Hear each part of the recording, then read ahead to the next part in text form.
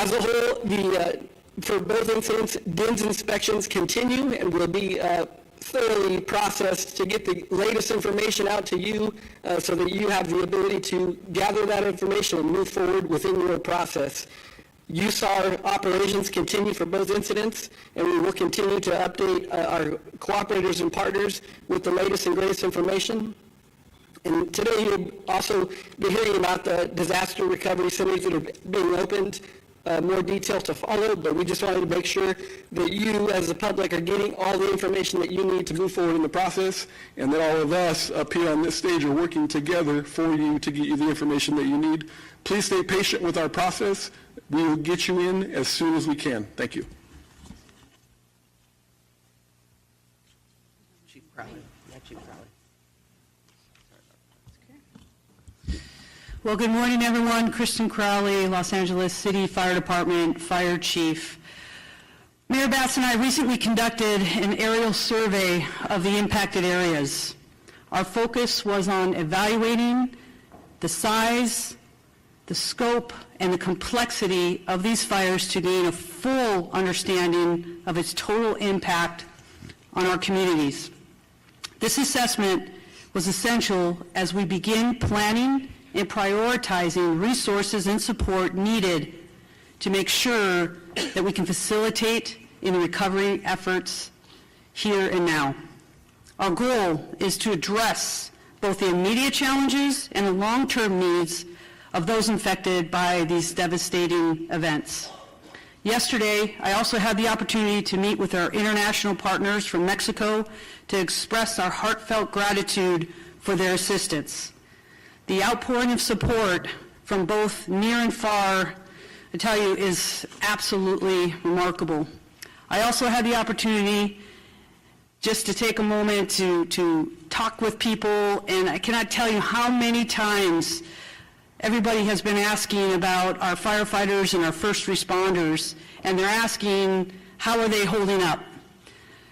I visited our field resources, the Emergency Operations Center, our Department Operations Center, and I tell you, our firefighters and first responders are standing strong.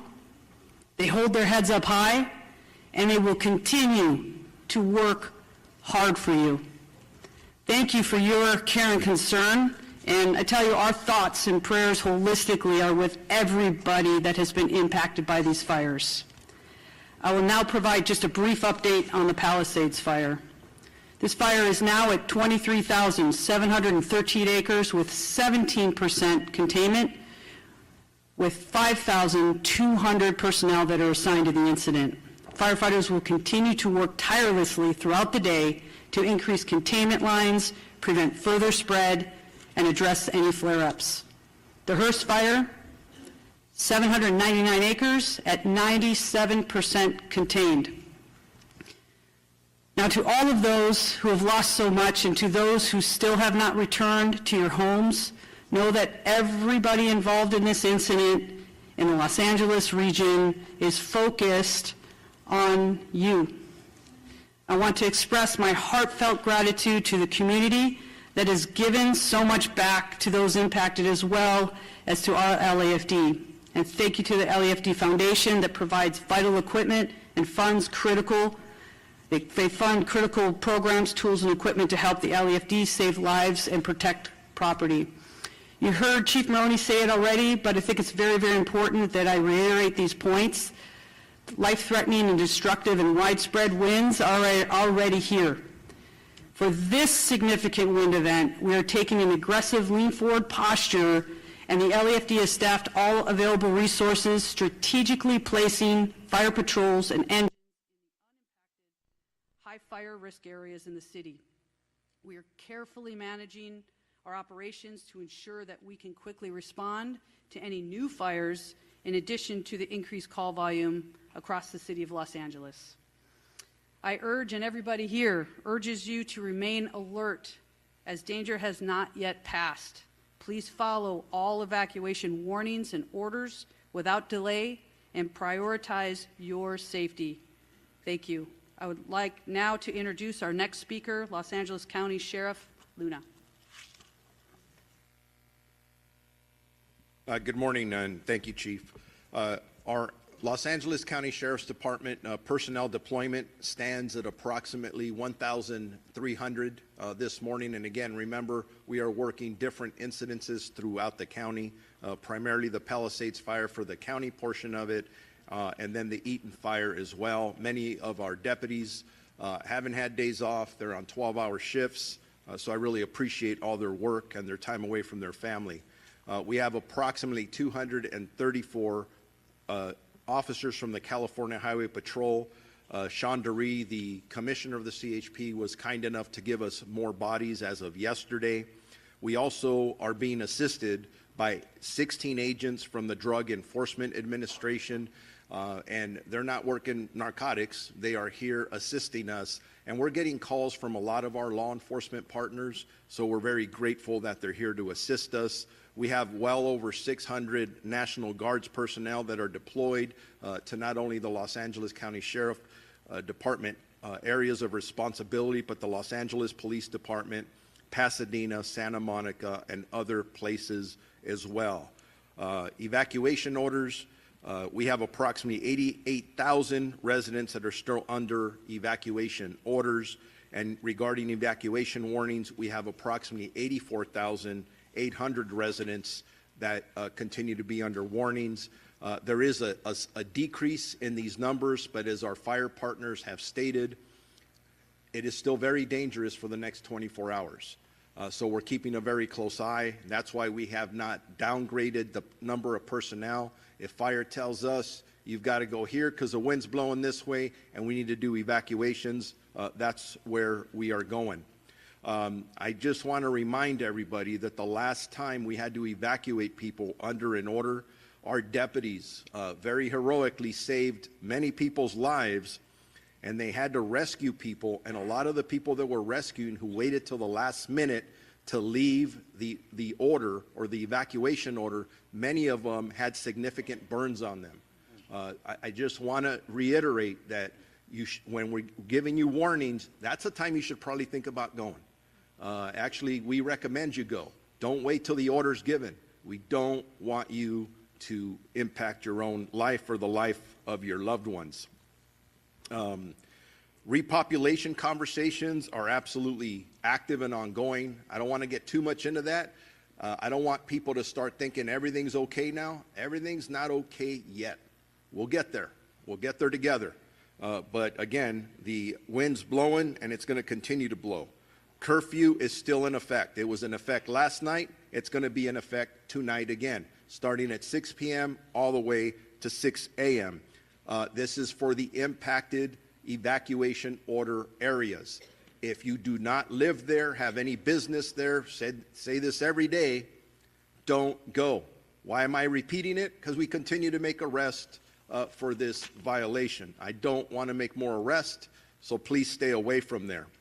We understand that our residents want to go back to their homes, but this is a disaster area. Chief Maroney mentioned it. As soon as it is rendered safe, we will try and prioritize getting you back home. We understand that is important. Regarding arrest, we had a few more arrests overnight. Our total, when I give totals, this is for the LA County Sheriff's Department area only. It doesn't count LAPD, Pasadena, and other agencies. We are up to 39. That's 33 in the Eaton fire area and 6 in the Palisades area. Eaton, we have 9 curfew arrests and 2 for drone incidences. Please do not fly drones in these impacted areas.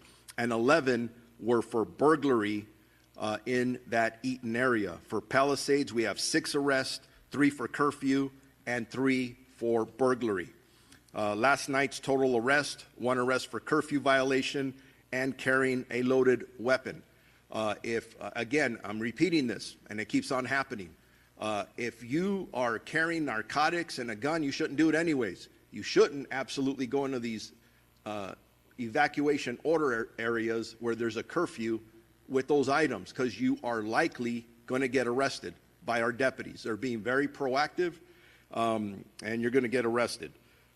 Blue collar versus white collar crimes. You've heard it over and over. We're not just looking for burglars and looters committing crimes on the street, but we're also focused on anybody who's involved in any kind of scam, whether you're asking for donations for pets or whatever you think you're doing to make money off of the poor people who've been involved. We're telling you, don't do it. If you think you're a victim of this, notify us immediately. Moving on, search and rescue operations. Based on our grid searches, this is information that when we concluded last night with our search and rescue teams, we have searched approximately 3,654 properties in the Altadena area thus far. Yesterday, we searched 1,800 properties in Eaton.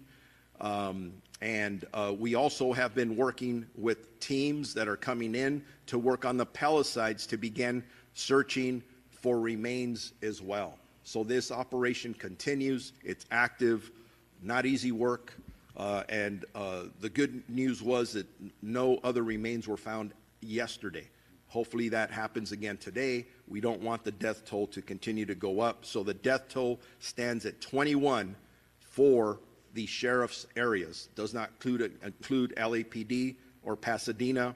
That is a total of 16 in Eaton and 5 in the Palisades. We are actively working 24 missing person cases, 18 in the Eaton area, 6 in the Malibu area, all adults. As I conclude, to get any updated information, lacounty.gov for emergencies. That is updating on evacuation orders, evacuation warnings, road closures, and for all of our community members who desperately want to get back into their houses, as we back off of orders into warnings, look at that website. That'll give you the most updated information. And donations, Emergency Network Los Angeles. I continue to be absolutely amazed with our community. All the positives, they want to donate, they want to help, that's where you go. Thank you very much, and I'm introducing the Los Angeles Police Chief, Jim McDonald. Oh, before you come up, just one quick thing, because I'm being asked this question. If a lot of you are concerned seeing police cars up and down our freeways and their lights and siren on, don't let that alarm you.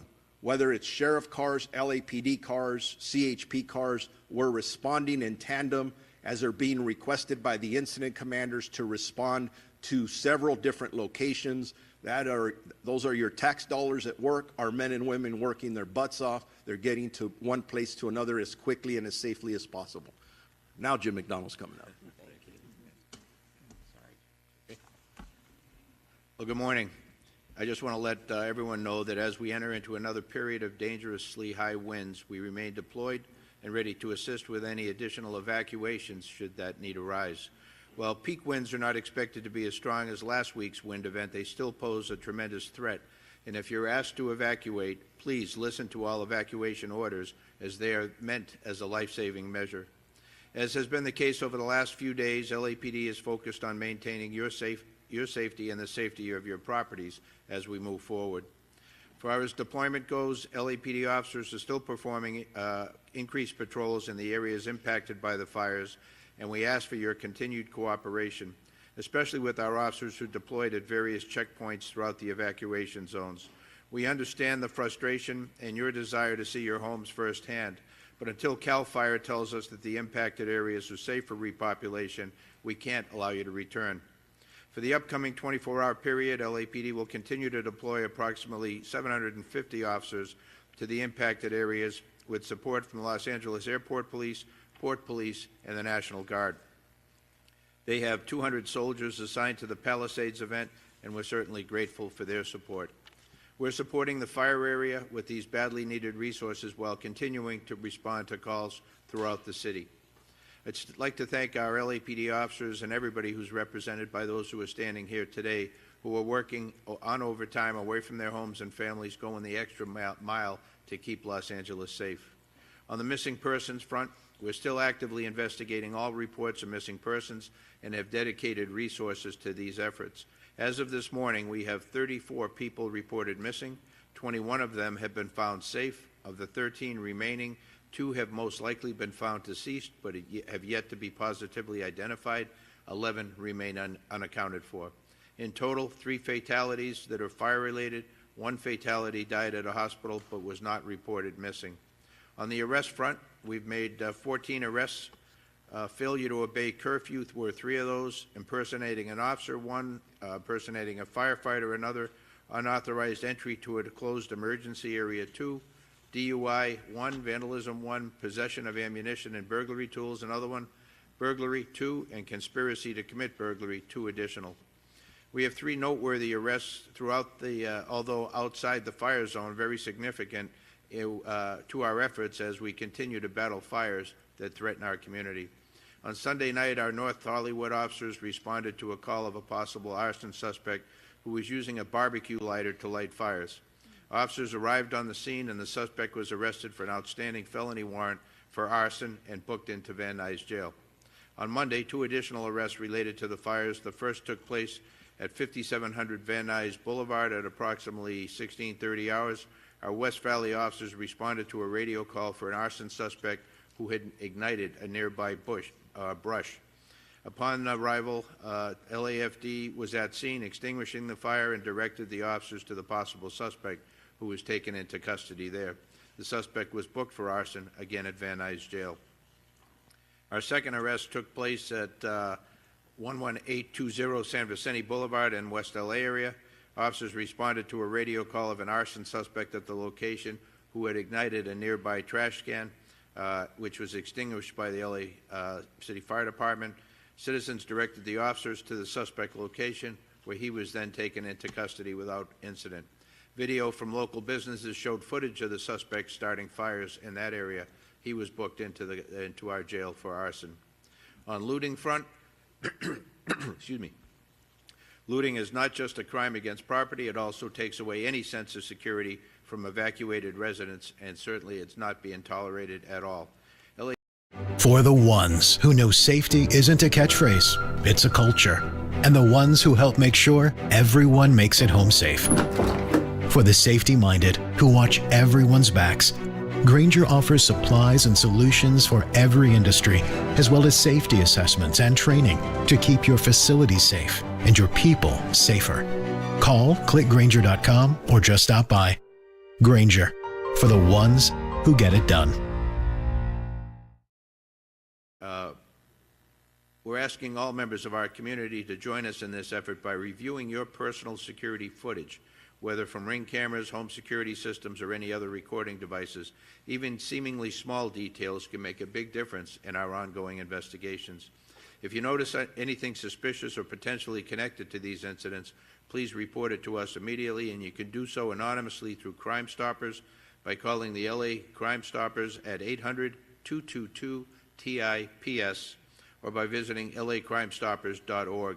You can also provide information regarding the Palisades fire by submitting tips by texting ATFLA to 63975 and then follow the link to be able to create a report.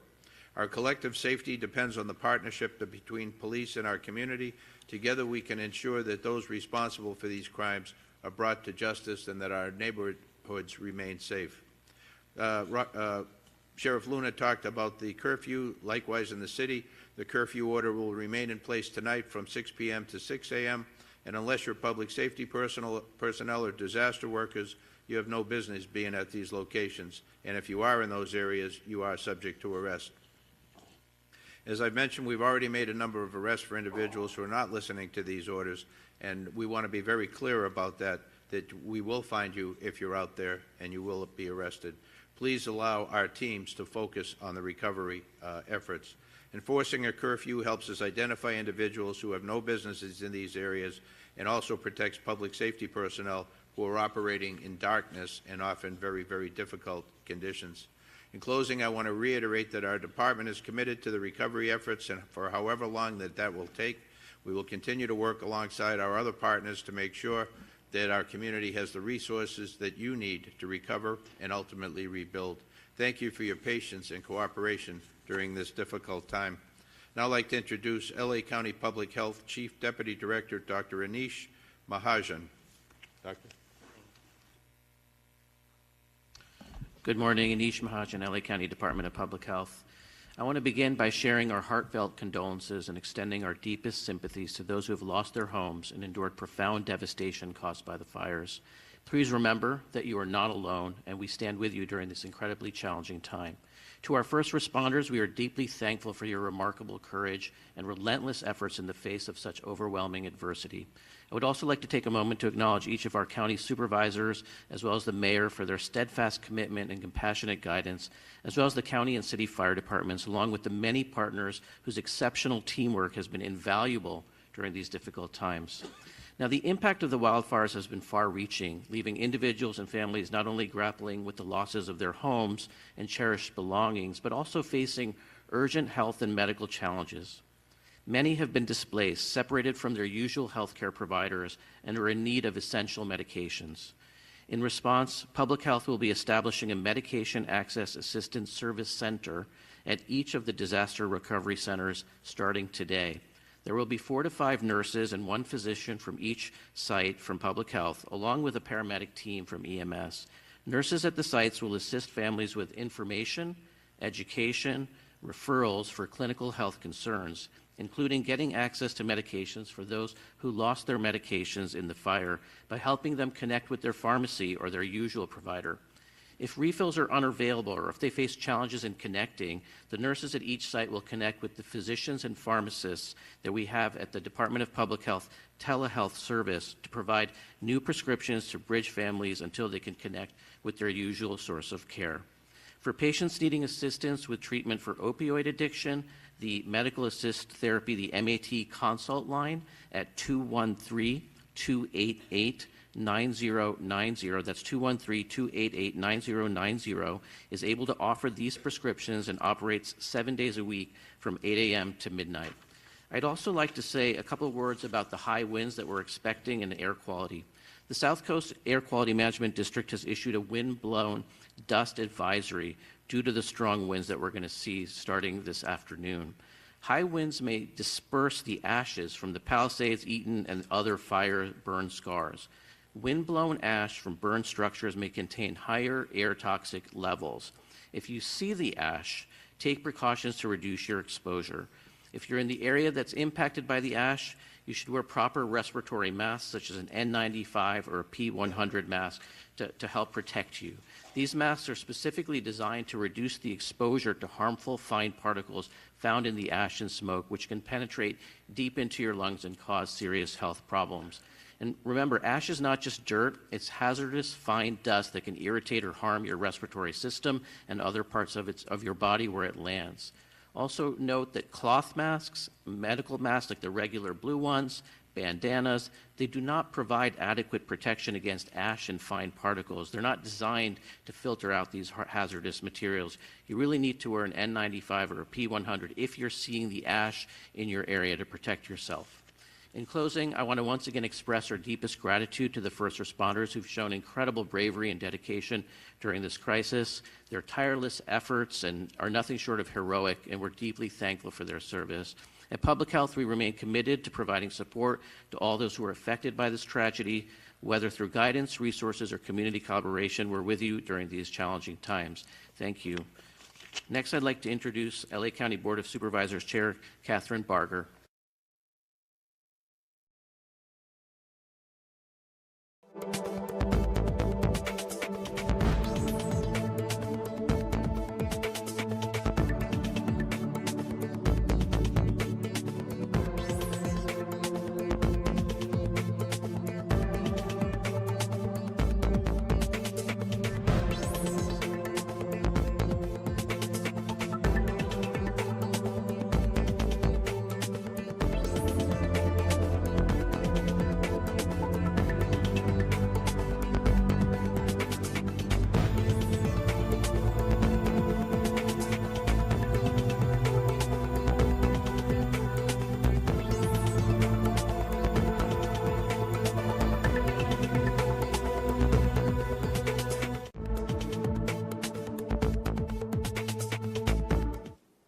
Transparent answers about how they will be supported through the recovery process.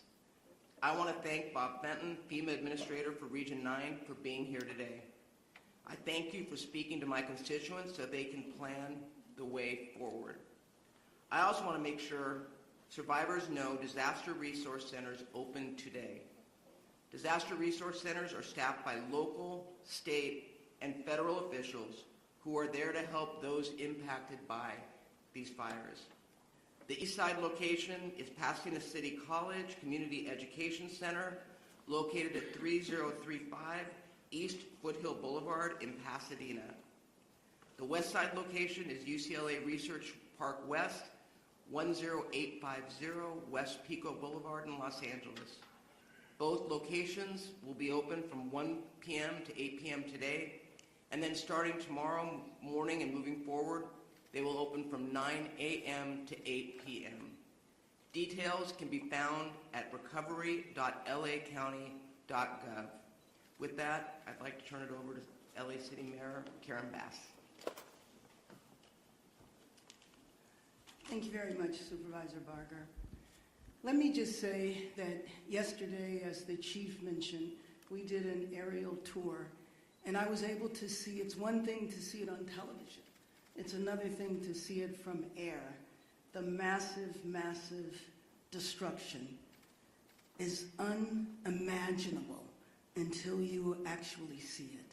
So I think of the families, I think of the community members that have experienced that, and I just have to say that we are going to continue to stand with you.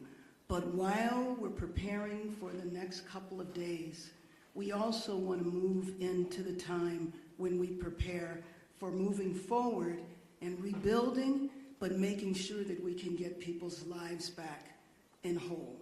I have to say that when the aerial tour was finished, and I had an opportunity to speak to the firefighters, including our chief, firefighters who've been on the job for 25, 30 years, to say to me that in their entire careers, they have never seen destruction like this. They have never seen wind so fierce. In Los Angeles, in California, we don't know hurricanes, but imagining a dry hurricane and thinking about what they went through and their lives on the line. From the air, we could see people on the ground clearing brush and doing everything that they needed to prevent the next tragedy. So everybody wants to know how to help first responders. Well, the way you can help first responders, and you've heard this from other speakers, is to be prepared. So if you hear that your area is under a warning, then get packed right away. If the order is to evacuate, then evacuate immediately. But as was recommended earlier, evacuate if you have the warning, because if you remember a few days ago when the fires were at its worst, people had difficulty getting through traffic.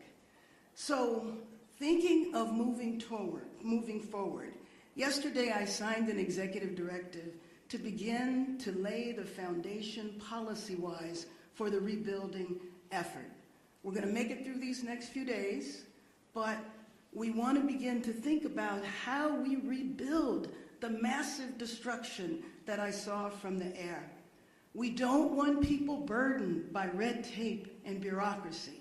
So my executive directive addresses that. It addresses streamlining the debris removal. It talks about actually immediate action that we can take to make 1,400 units of housing available immediately. Again, that was stuck in the process, but given what we're dealing with now, that process has to go. And then establishing a framework to secure additional regulatory relief and resources. As was mentioned, the assistance centers will start today. The first ever disaster recovery center for victims of the Palisades and Hearst fires will open, which will help people who have lost vital records, birth certificates, driver's license, Social Security, etc. Help those who have experienced loss or damage to their homes apply for disaster relief loans, and provide referrals. We heard the public health officer say that nurses will be available at the disaster recovery centers, but also mental health counselors will be as well. So for more information, you can go to lacity.gov. So the center opens at 1 p.m. this afternoon at the UCLA Research Park, and starting tomorrow will be open from 9 a.m. until 8 p.m., 7 days a week. And that's a commitment that every single day we will be addressing people putting their lives back together. So I want to thank UCLA Chancellor Julio Frank. I want to thank Gary Michelson.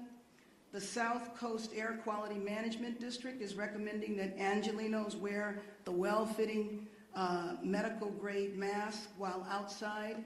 The City of Los Angeles has distributed hundreds of N95 masks throughout Los Angeles in public libraries, recreation centers, and senior centers, and local nonprofits, and we encourage families to pick up their masks today. And finally, I want to acknowledge the thousands of Angelenos who have come together all across the city to help. I'm sure you've seen on the nightly news, hundreds, thousands of people just showing up with providing resources and supplies for victims. But I also want to thank Disney, Netflix, the Wasserman Foundation, Hilton Foundation, Annenberg, SNAP, and so many others for donating millions of dollars to relief efforts. The California Community Foundation's effort has resulted in $14 million and over 20,000 donors. LA, we stand together. We will do what we need to do to be safe over the next couple of days, and then we rebuild. We will rebuild Los Angeles and make Los Angeles the world-class city that we are. And with that, let me introduce Supervisor Lindsay Horvath.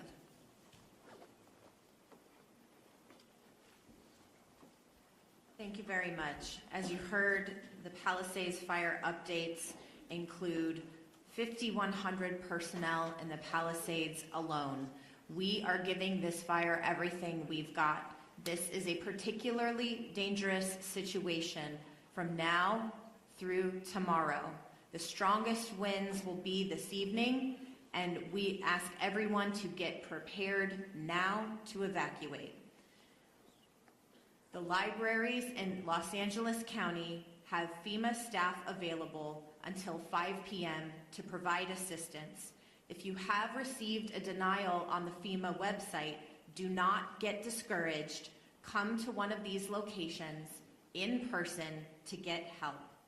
Our disaster recovery centers, as you have heard, are open from 1 to 8 p.m. today at UCLA Research Park West and Pasadena City College as well. LA Department of Public Health is providing medication access assistance at the disaster recovery centers starting today for those who lost medication in the fires. All Santa Monica, Malibu Unified School District schools, Malibu schools will remain closed.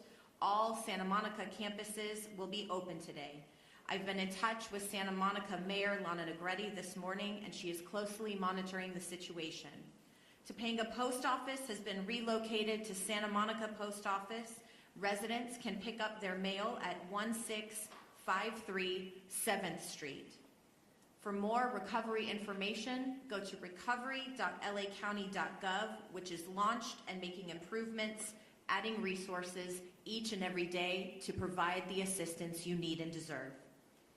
With regard to power and public health updates, over 20,000 households are facing power outages due to public safety power shutoffs. Please take this moment now to charge your phones, your batteries and devices to make sure you have backup. We'll work to restore cellular access, but know you may be without power. Please plan ahead. Tune in to radio given some of the power outages that we're predicting. Please use your resources. It is unlikely that power will be restored in the Topanga area during the red flag conditions, so please be prepared. Los Angeles County Department of Public Health is providing N95 masks at all LA County libraries. Do not drink water warnings for Waterworks District 29. Please know that bottled water is being distributed at Malibu Equestrian Park. Do not drink water warning for 90272 zip code and the area north of San Vicente. Bottled water is being distributed for this region at the Westwood Recreation Center and adjacent to the Brentwood Country Club. Our LA County emergency proclamation will be ratified at our board meeting later today. This cuts red tape for the county to provide resources as well as to receive state and federal assistance. It prevents price gouging. This includes on rent and housing options, which we know have been impacting people's ability to have shelter. It also includes other ways people are taking advantage of this disaster, and these will not be tolerated. This proclamation also declares a local health emergency to ensure continuity of critical health services and ensures continuity of education for our displaced students. It also creates opportunities to secure financial support and resources for those impacted. To stay informed about the emergency, you can go to emergency.lacounty.gov for the latest updates. And I want to echo the gratitude for all those who are on the front lines, as well as their families who are supporting them, waiting for that call. We are giving them all of the support that we have to ensure they come home safely. We are grateful to the volunteers who are showing up, as well as for the additional proclamation by our Governor, Gavin Newsom, expanding a special session to provide $1 billion to augment the FEMA response, as well as $1.5 billion to bolster state preparedness efforts. We are in constant communication with the White House, Congress, and our state legislature. All levels of government are aligned to support our community members. We especially appreciate FEMA being on the ground to provide assistance, and together we will rebuild. Next up, FEMA Administrator Region 9, Robert Fenton Jr. Well, thank you. Just first, I'd like to talk about some of the actions that we're doing to support LA County, LA City, and all the communities impacted. Our first area is focusing on the response and making sure that all the resources are here that are needed to support the firefighting and ensuring that we're reimbursing all the costs incurred with that effort at 100% as the President directed. The second area we're focused on is really helping those individuals that have been impacted by this fire, and that's where I want to focus my comments in the discussion today. FEMA's assistance is now available for individuals and households impacted by the fires within the LA County area. FEMA has expedited delivery of serious needs assistance. We've already had over 40,000 applications and provided over $8 million. The serious needs assistance is a one-time payment program to help survivors cover costs such as water, food, infant formula, gas, etc. that you may have had since having to be evacuated for the fire. Other forms of FEMA assistance include help with transportation costs, medical bills, personal property, and even, unfortunately for some, funeral costs. FEMA will also help with temporary housing, which includes rental assistance, hotel rooms, and other resources, home repairs, and displacement assistance. I encourage every head of household to apply to FEMA assistance. Not every member of the family has to apply, just the head of the household. And if you're renters, where there's multiple renters for a property, as long as you're each on our renters, you can each apply individually. If you have been evacuated and received damages from this fire, go ahead and register at the disasterassistance.gov website. You can call us at 1-800-621-3362, or you can use the FEMA app to register. If you're affected by the fires and have insurance, you should contact your insurance company and file a claim first before coming to FEMA. After you receive your settlement, contact FEMA if you have unmet needs. You need to submit your insurance documentation to receive any FEMA assistance beyond the serious needs assistance if you were insured. FEMA assistance is not a substitute for insurance and cannot cover all the losses caused by disaster. FEMA assistance is intended to really cover your basic needs and help jumpstart the recovery process. Thankfully, to recent legislation, now changes have occurred that allow FEMA to assist those that are underinsured. However, our maximum grants are $43,600, and there's two different categories for those. So that is the maximum assistance we can provide. There's other federal agencies, such as SBA, that could do low-interest loans, and there'll be other forms of assistance to help with some of those unmet needs.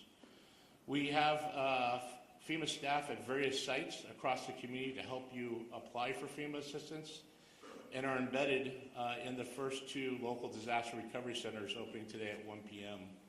Again, if you're going to go to the recovery center and seek assistance from FEMA with your application, I'd ask that you start the process and register online so our individuals can help you with your application and bring your registration number and any identification you have. I'm working closely with the state of California and local partners to assess the ongoing situation and determine what other FEMA support may be most effective to the communities that have been impacted by this fire. One of the things I wanted to address, and the sheriff talked a little bit about it earlier, is fraud. And unfortunately, we see it common after disasters. Why we hope the best from people. Unfortunately, there's some out there that have other objectives in mind. And so please go ahead, and if you hear of fraud, communicate it. Anyone representing FEMA will give you identification if they are talking to you about your application. And we recently launched a rumor webpage on our disasterassistance.gov webpage, and you could go into it and just search common rumors. And there's a list of rumors that are out there right now. I just want to address a couple of those. One of them is that we will provide vouchers to help you with housing. All the assistance we provide is financial assistance, and it will be directly deposited into your account. So we don't provide vouchers. There may be other organizations, nonprofits, that may provide some type of voucher, but we don't at FEMA. Another rumor was that we will cover 100% of the uninsured costs. Again, we provide up to 2 grants at $43,600 is the maximum assistance we can provide. The state, if you receive a max grant, adds $10,000 to that. There's other federal agencies that can provide assistance above that, but we will only help those that are underinsured, and we can't duplicate benefits from those that are insured. The 100% in the President's declaration was specific to emergency costs for fighting the fire and for the debris removal, which we'll be focusing on in the days ahead, as the mayor outlined in some of her executive orders. And then everyone needs to go ahead and submit an application in order to receive assistance, and needs to make sure they have a registration number, and if you need help, should go to those recovery centers. Lastly, we continue to financially support all the costs associated with the response to the fires, and we have every federal agency here with us available to support any needs that the state, the county, or the local communities affected in the city have. With that, that concludes my comments. Thank you.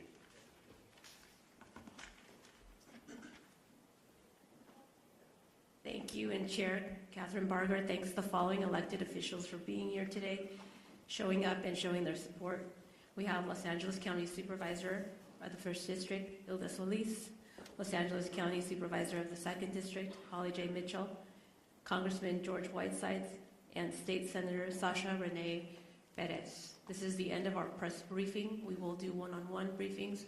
There will be a press gaggle for City Mayor over here on my left. And for other one-on-ones, please approach and we will connect you to the appropriate speaker. Thank you.